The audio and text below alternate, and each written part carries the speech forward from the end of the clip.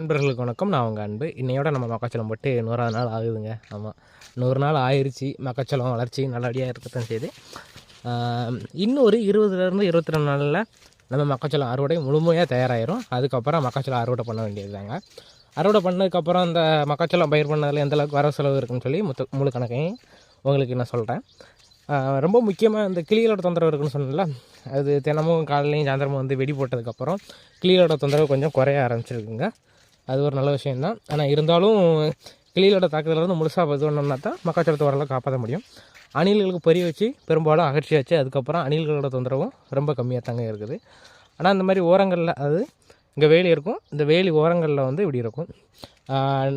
வேலி இருக்குதுன்னு சொன்னதுக்கப்புறம் ஒரு சிலர் உயிர் வேலி, அதாவது இந்த கிழவி குச்சிகள் கிடைக்குமான்னு கேட்டிருந்தாங்க. ஆக்சுவலாக 2 வருஷத்துக்கு ஒருக்க வெட்டிடுவோம். அப்படி வெட்டி கடைசியாக கொடுத்துட்டதுனால அந்த இடம் கொடுக்க முடியல.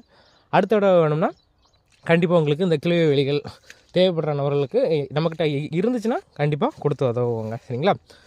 அடுத்தடுத்த ப்ராஜெக்ட்ஸில் என்னென்னு சொல்லி அடுத்தடுத்த வீடியோஸில் அப்லோட் பண்ணுறேன்.